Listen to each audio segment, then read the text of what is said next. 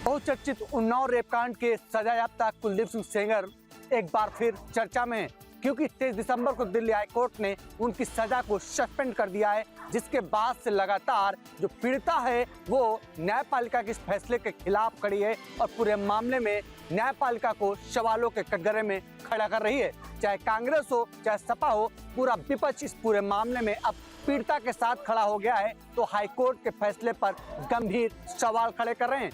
पीड़िता ने भी, जो दिल्ली हाईकोर्ट के बेंच ने जमानत दी है, उनके वकील, उनके जो जज हैं, उन पर भी सवाल खड़े किए हैं, उन पर गंभीर आरोप लगाए हैं। फिलहाल पूरे मामले में 29 दिसंबर यानी कि कल सुप्रीम कोर्ट में एक याचिका दायर की गई है, जिसमें कुलदीप सिंह सेंगर की जो सजा सस्पेंड हुई है उस पर सुनवाई होगी। यानी कि सीबीआई ने पूरे मामले को सुप्रीम कोर्ट में दाखिल किया है, याचिका दायर की है, जिसके बाद सोमवार इस पूरे मामले को लेकर काफी महत्वपूर्ण दिन होगा, क्योंकि सुप्रीम कोर्ट जो सजा सस्पेंड की है दिल्ली हाई कोर्ट ने, उसके फैसले पर निगरानी करेगी, यानी कि उस फैसले पर विचार करेगी क्या कि उस फैसला सही है या उस फैसले को रद्द किया जाएगा। फिलहाल अब देखने की बात होगी कि पूरे मामले में सुप्रीम कोर्ट किस तरीके का रुख अपनाता है। भारतीय पुरुष क्रिकेट टीम के हेड कोच गौतम गंभीर का जो पूरा करियर रहा है, उसके बाद अब जो कोच के तौर पर जो करियर रहा है वो लगातार उतार चढ़ाव से भरा हुआ रहा है। चाहे हम अब साउथ अफ्रीका के होने वाली सीरीज की अगर हम बात करें, जिसमें साउथ अफ्रीका ने टेस्ट में भारत को 2-0 से हराया, और उसके बाद लगातार जो न्यूजीलैंड का भी जो सीरीज रहा जहां भारत 3-0 से सीरीज हारा, और उसके बाद अगर हम बात करें, लेकिन वाइट बॉल क्रिकेट की बात अगर हम करते हैं, यानी कि ओडीआई और टी20 में, तो वहां पर कहीं ना कहीं भारत ने लगातार प्रभावित किया है। लगातार टी20 सीरीज जीतने का रिकॉर्ड हो या इसके अलावा ओडीआई सीरीज में बहुत शानदार प्रदर्शन करने की बात हो। लेकिन वहीं अगर हम बात करें तो सूत्रों की माने तो बीसीसीआई ने टेस्ट क्रिकेट के लिए एक अनौपचारिक तरीके से तलाश जो है वो शुरू कर दी है। इसके लिए वीवीएस लक्ष्मण से बातचीत भी की जा रही है और उनसे जो आने वाली सीरीज है उसको लेकर लगातार पूछताछ भी की जा रही है। वीडियो में प्रेमशंकर के साथ हरीश झा, न्यूज स्टेट, उत्तर प्रदेश, उत्तराखंड। चांदी के दामों में तूफान की तरह तेजी देखने को मिली है। कमोडिटी बाजार की अगर हम बात करें तो चांदी के दाम 2,42,000 रुपए प्रति केजी पहुंच गए हैं। ये खबर उपभोक्ताओं और निवेशकों के लिए बेहद महत्वपूर्ण इसलिए भी है क्योंकि चांदी न केवल अब पहनने का आभूषण रह गई है, बल्कि इंडस्ट्री एसेट बन चुकी है। जिन लोगों ने 2025 में चांदी के अंदर निवेश किया था, ये साल उनके लिए किसी जैकपॉट से कम नहीं रहा है। बात अगर आंकड़ों की जाए तो साल 2024 31 दिसंबर में चांदी की कीमत महज 87,233 रुपए पर केजी थी। तो ऐसे में आप अंदाजा लगा सकते हैं कि इस साल चांदी की कीमत 175% बढ़ चुकी है। यानी ये साल चांदी में निवेश करने वाले उपभोक्ताओं के लिए किसी जैकपॉट से कम नहीं रहा। वीडियो जर्नलिस्ट राकेश सिंह रावत के साथ हिमांशु शर्मा, न्यूज स्टेट, उत्तर प्रदेश। दिसंबर महीने के पहले हफ्ते में इंडिगो का जो क्राइसिस लोगों ने फेस किया था, उसके बाद मिनिस्ट्री ऑफ सिविल एविएशन की तरफ से इनिशिएटिव लेते हुए इंटीग्रेटेड कंट्रोल रूम को स्थापित किया गया। इस वक्त हमारी मौजूदगी उसी कंट्रोल रूम में है। तस्वीरें मैं आपको दिखाने की कोशिश करता हूं। देखिए, ये वो कंट्रोल रूम है और यहाँ पर मिनिस्ट्री ऑफ सिविल एविएशन यानी मोका के तमाम जो अलग अलग विभाग के अधिकारी हैं वो बैठे हुए हैं। इसके साथ साथ जो तमाम एयरलाइंस हैं उसके अधिकारी भी यहाँ पर बैठे हुए हैं, और social media, TV channels, phone calls, तमाम अलग अलग मीडियम के माध्यम से जो है यहाँ पर कंप्लेंट्स को जो है वो रिजॉल्व किया जा रहा है। यहाँ पर देख सकते हैं ये जो कंट्रोल रूम है ये 24/7 यानी हर वक्त ये लोग यहाँ पर काम कर रहे हैं। अगर फ़्लाइट डिले को लेकर या कैंसिलेशन को लेकर, रिफ़ंड को लेकर कोई सोशल मीडिया के माध्यम से भी ट्वीट करता है, कंप्लेन करता है, तो उसको स्वतः संज्ञान लेकर ट्रैक किया जाता है, टिकट रेस किया जाता है और उसको यहीं पर ऑन स्पॉट जो है वो रिजॉल्व किया जाता है। हम बात करने की भी कोशिश करेंगे, मौका के अधिकारी हैं। मैम, क्या नाम है आपका? विदुषिका। थोड़ा आसान शब्दों में एक्सप्लेन कीजिए कि क्या ये कंट्रोल रूम है, किस तरीके से काम होता है, क्या प्रोसेस है? सर, प्रोसेस यही है कि यहाँ पे जो टिकट रेज होता है ना, सोशल मीडिया पे, ये ट्विटर पे, इंस्टा पे जितना भी आता है, एक फेसबुक पे, ये टिकट के थ्रू आता है हमारे पास, जिसमें इनका इशू लिखा होता है, डिले है, कैंसिलेशन है। तो हम इनका यहाँ से इशू लेते हैं, इनका डिटेल लेते हैं, हम एयरलाइंस वालों के पास जाते हैं और उसी टाइम उसको सॉल्व करवाते हैं और उनको उसी टाइम हम रिप्लाई करते हैं। तो ये जल्दी से जल्दी, जितना जल्दी हो सके हम लोग अप्लाई कराने की कोशिश करते हैं। मिनिस्ट्री ऑफ सिविल एविएशन के जो तमाम अलग अलग डिपार्टमेंट्स के लोग हैं, DGCA तमाम, वो सभी यहाँ पर बैठे हुए हैं और इस तरफ एक बड़ी स्क्रीन लगी है जहाँ पर देखिए फेसबुक, इंस्टाग्राम और ट्विटर, 3 अलग अलग स्क्रीन है और तीनों पर पूरे देश के तमाम जो लोग हैं उनकी कंप्लेंट्स यहाँ पर ट्रैक की जा रही हैं। देखिए ये जो पहला स्क्रीन है ये ट्विटर का है, दूसरा जो है वो फेसबुक का है और तीसरा जो है वो इंस्टाग्राम का है। तो यहाँ पर जो भी लोग ट्वीट कर रहे हैं उनको ट्रैक किया जा रहा है और जो है वो लगातार एक्शन भी देखने को मिल रहा है। 10,000 से ज़्यादा जो कंप्लेंट्स हैं उसको रिजॉल्व किया गया है दिसंबर की खासकर अगर बात करें तो कुछ हफ्तों के भीतर। और ये जो यात्री फ़्लाइट से ट्रैवल करते हैं उनको कहीं ना कहीं सुविधा देने के लिए किया गया है, क्योंकि जिस तरीके से क्राइसिस देखने को मिला था, एयरपोर्ट पर भीड़ बहुत ज़्यादा या लोगों की फ़्लाइट छूट रही थी, कई लोग जो हैं वो अपने डेस्टिनेशन तक समय से पहले नहीं पहुँच पाए थे। तो उसके बाद ये मिनिस्ट्री ऑफ सिविल एविएशन की तरफ से जो है वो कहीं ना कहीं एक इनिशिएटिव लिया गया है जिससे लोगों को सुविधा हो। वीडियो जर्नलिस्ट संजय शर्मा के साथ विशाल पांडे, दिल्ली। दिल्ली सरकार महिलाओं के लिए एक सुविधा शुरू करने जा रही है जिसके तहत महिलाओं के पिंक सहेली स्मार्ट कार्ड बनाए जाएंगे। ये पिंक सहेली स्मार्ट कार्ड नए वर्ष में बनने शुरू हो जाएंगे, जिसके लिए दिल्ली के अलग अलग इलाकों में काउंटर भी खोले जाएंगे। वहीं जो महिलाएं गुलाबी कलर के टिकट लेकर बस में अब यात्रा करती हैं उससे पूरी तरह झंझट खत्म हो जाएगा।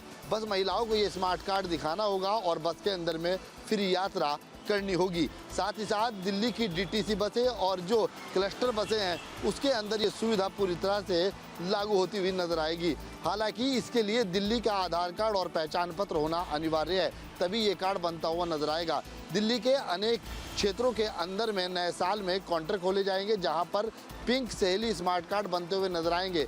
देखना ये होगा कि दिल्ली के जो आधार कार्ड जब महिलाएं लगाने के बाद इस कार्ड को बनवाएंगी तो इसका कितना लाभ महिलाएं खासतौर से उठाती हुई नजर आएंगी। नए साल पे दिल्ली सरकार की ओर से महिलाओं को एक बड़ा तोहफा दिया जा रहा है। वीडियो जर्नलिस्ट जानंद के साथ ये दुआ सली, न्यूज़ स्टेट, दिल्ली। मुख्यमंत्री नीतीश कुमार के बेटे निशांत कुमार को राजनीति में लाने के लिए अब जेडीयू के कार्यकर्ता भूख हड़ताल पर बैठ गए हैं।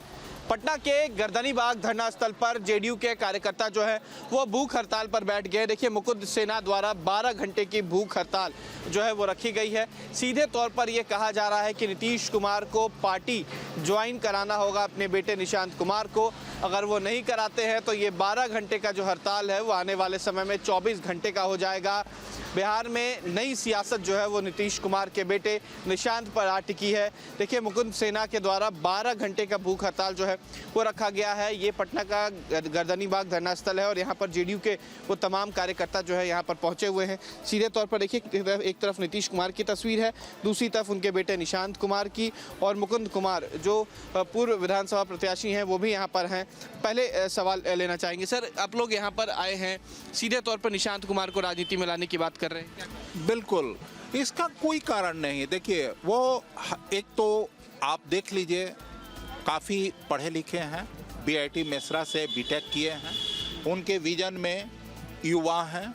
हमारे पार्टी को कमान को अगर वो संभालते हैं तो सर्वदलीय सब लोगों के द्वारा संतुष्ट होंगे सभी लोग। देखिए हम लोग वरिष्ठ जदयू नेता होने के कारण पूरे बिहार वासी का हम लोग के ऊपर दबाव पड़ रहा है कि मुख्यमंत्री के जीवन काल में ही दूरदर्शी और समदर्शी निशांत कुमार का पार्टी में लाया जाए। निशांत कुमार केवल नीतीश कुमार के पुत्र नहीं है, ये पूरे बिहार का पुत्र है। जिस तरह से नीतीश कुमार के निशांत कुमार के ऊपर अधिकार है, उसी तरह से पूरे बिहार वासी को निशांत के ऊपर अधिकार है। आज पटना के गर्दनीबाग धरना स्थल पर कड़ाके की ठंड के बीच भी ये सभी कार्यकर्ता यहाँ पर आए हुए हैं। फिलहाल ये 12 घंटे का हड़ताल है और सीधे तौर पर कहना है कि अगर नीतीश कुमार जनता की और कार्यकर्ता की बात मानते हैं तो निशांत को राजनीति में लाए। आप देख सकते हैं कि उत्तर प्रदेश के मुख्यमंत्री धर्मशाला के रैन बसेरा पहुंच सकते हैं और यहाँ पर देख सकते हैं कि लोगों को कंबल वितरित कर रहे हैं, लोगों को शॉल वितरित कर रहे हैं। ठंड का मौसम को देखते हुए उत्तर प्रदेश के मुख्यमंत्री आज गोरखपुर में पहुंचे हैं और रैन बसेरे का इन्होंने सबसे पहले निरीक्षण किया। और आप देख सकते हैं कि जो असहाय, जो गरीब हैं, तमाम यहाँ पर लोग आए हुए हैं, उनको कंबल वितरित किया जा रहा है, भोजन भी वितरित किया जा रहा है। और आप देख सकते हैं कि तमाम लोग जो जनप्रतिनिधि हैं, भारतीय जनता पार्टी के सांसद जो हैं रवि किशन भी यहाँ पर मौजूद हैं। तो बता दें कि बतौर सांसद रहते हुए भी योगी आदित्यनाथ हर खंड में गरीब असहाय जो भी लोग होते थे उनको कंबल बांटते थे, और मुख्यमंत्री होने के बाद भी जो उनका जो कार्यक्रम था वो लगातार चालू हो रहा है। और आप देख सकते हैं कि मुख्यमंत्री किस तरह से लोगों से, जनप्रतिनिधियों से मिल रहे हैं, उन लोगों से बातें कर रहे हैं और उनसे पूछ कर रहे हैं कि आपको सारी सुविधाएं मिल रही हैं कि नहीं मिल रही हैं, जो पेंशन है वो मिल रहा है कि नहीं मिल रहा है। सारे लोगों से बातचीत भी कर रहे हैं, उनको कंबल वितरण भी कर रहे हैं, भोजन की भी जो सुविधा यहाँ पर है उन लोगों को दिया जा रहा है। न्यूज स्टेट के लिए संजय कुमार, गोरखपुर। कानपुर के हेलर अस्पताल में जूनियर डॉक्टरों की बड़ी लापरवाही सामने आई। उन्होंने जिंदा शख्स को मृत घोषित कर दिया और मामले की जानकारी पुलिस को दे दी। पुलिस मौके पर पहुंची और शव को मोर्चरी के लिए ले जाने लगी।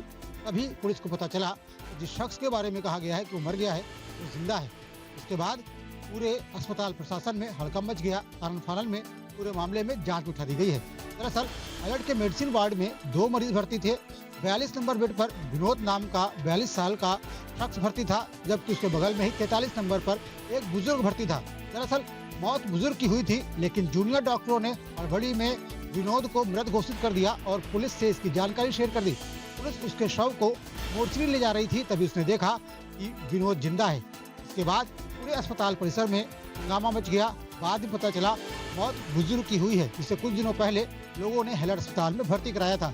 इस पूरे मामले को गंभीरता से लेते हुए मेडिकल कॉलेज प्राचार्य ने मामले की जांच के लिए 3 सदस्यीय कमेटी का गठन किया है और कहा गया है कि 48 घंटे के अंदर वो अपनी रिपोर्ट सौंप दें।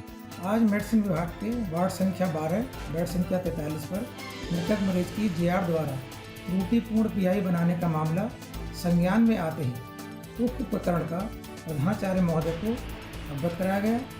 उनके द्वारा एक जांच कमेटी बनाने के लिए कहा गया है। News state Kanpur. Special crime branch का एसीबी में अब विलय हो गया है, जिसके बाद आने वाले साल में सीबीआई में ही एसीबी काम करेगी। इसके पहले यह व्यवस्था पृथक पृथक तरीके से चल रही थी। ऐसे में अब इसमें बड़ा बदलाव करते हुए ये फैसला लिया जा रहा है, जिसके तहत अब आने वाले दिनों में स्पेशल क्राइम ब्रांच का जो एसीबी में विलय हो गया है और एसीबी का दफ्तर सीबीआई में ही होगा। इसे लेकर के अब फिलहाल तमाम तरह की तैयारियां कर ली हैं, जिसके बाद नए साल से ये पूरी परिस्थितियां सामने नजर आने लगेंगी। वीडियो जर्नलिस्ट सैफुल हसन के साथ शुभम पांडे, न्यूज स्टेट, लखनऊ। रामपुर के प्राचीन भमरौआ मंदिर के अंदर ये पीछे आज बाबा का बुलडोज़र एक बार फिर से गजा है। ये ज़मीन जो थी, ये ज़मीन मज़ार के क्षेत्र में अवैध कब्जे के रूप में थी। आज इस मंदिर की ज़मीन को आपसी सहमति के माध्यम से, मंदिर कमेटी के लोगों ने हमें बताया कि आपसी सहमति के माध्यम से ये विवाद सुलझा लिया गया है और जो ये ज़मीन कई वर्षों से अवैध रूप से कब्जा ली गई थी, मज़ार का एक्सटेंशन करके इसको आगे बढ़ा लिया गया था, आज ये ज़मीन मंदिर को सौंप दी गई है। अब इस ज़मीन पे मंदिर का कब्जा हो गया है। मंदिर क्षेत्र के अंदर, मंदिर परिसर के अंदर इस ज़मीन को अब ले लिया जाएगा। कमेटी के जो सदस्य हैं, कमेटी के जो गण हैं, उन्होंने हमें बताया कि आज कई सालों बाद बाबा का बुलडोज़र एक बार यहाँ पर फिर से चला और इस ज़मीन को जो अवैध रूप से मज़ार के अंदर ले ली गई थी, उसको गांव वालों की आपसी सहमति के साथ मामले को निपटा लिया गया है और अब ये ज़मीन मंदिर परिसर के अंदर आ गई है। ये पातालेश्वर शिव मंदिर की ज़मीन पर एक अवैध रूप से मदरसा बना लिया गया था, जिसके गांव के लोगों की आपसी सहमति से मदरसे की जगह खाली करा दी गई और जो कि मंदिर में शामिल करा दी। ये मदरसा अवैध रूप से 8-10 साल समाजवादी सरकार में आजम खां और आले हसन के हस्तक्षेप से ज़बरदस्ती बना दिया गया था, लेकिन आज गांव वालों की सहमति से ये सब उन्होंने अपना अवैध कब्जा खुद हटाया। ये जगह किसकी है? मंदिर की जगह। रामपुर से न्यूज स्टेट के लिए दिवाकर गौड़। नए साल में अभी कुछ दिन बाकी है, लेकिन अगर हम जम्मू कटरा माता वैष्णो देवी की बात करेंगे तो श्रद्धालुओं की काफी ज्यादा भीड़ जो है वो यहाँ पे देखने को मिल रही है। देश विदेश से जो श्रद्धालु है वो यहाँ पे आ रहे हैं, लेकिन सुरक्षा बल के जवान पूरी तरीके से लगे हुए हैं। अगर हम सिक्योरिटी अरेंजमेंट की बात करेंगे तो सिक्योरिटी के कड़े बंदोबस्त जो है वो यहाँ पे देखने को मिल रहे हैं। अभी नए साल में कुछ दिन बाकी है, लेकिन इस वक्त काफी ज्यादा भीड़ जो है वो माता वैष्णो देवी के अंदर जो है वो श्रद्धालु की देखने को मिल रही है।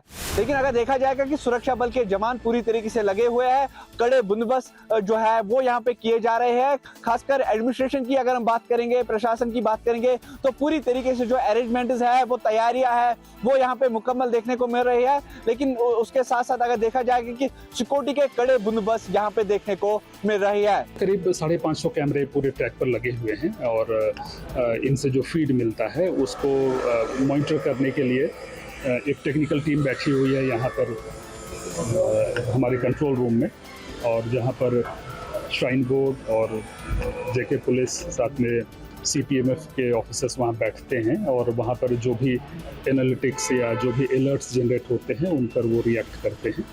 और सभी जो टेक्नोलॉजी का कन्वर्जेंस है वो इस कंट्रोल रूम में करने की हमारी कोशिश है, चाहे वो CCTV फीड हो, चाहे RFID सिस्टम हो, चाहे वायरलेस कनेक्टिविटी हो, इन सभी को एक जगह टर्मिनेट करके हम लोग बेहतर यात्रा प्रबंधन की दिशा में हमारा प्रयास है।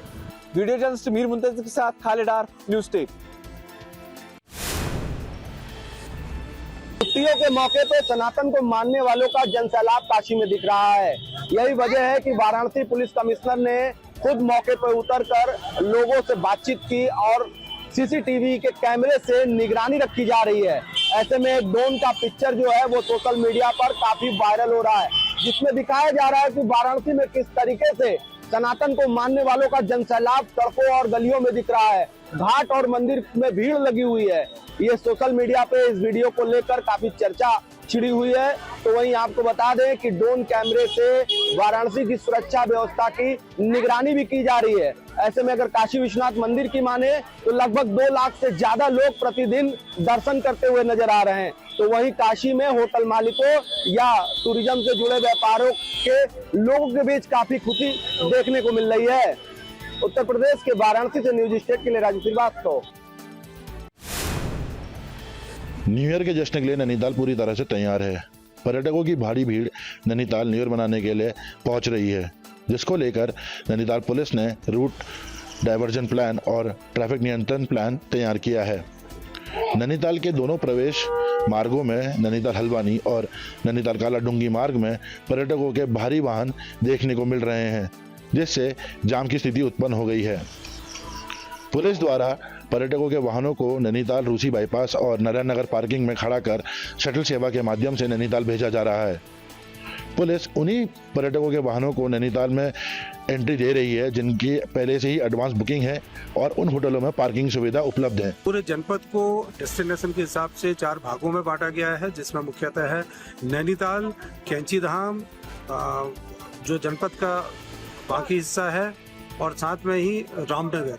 ये 4 जोन में डिवाइड किया गया और अलग अलग जगह के लिए वाहनों को, टूरिस्ट को किस ओर से आना है, किधर को जाना है, उसमें ये तमाम सारी बातें बताई गई हैं। जूलीकोट से होते हुए जो लोग जाएंगे या नैनीताल से जिनको कैंची धाम जाना होगा, उनकी पार्किंग की व्यवस्था सैनिटोरियम पार्किंग पे की जा रही है।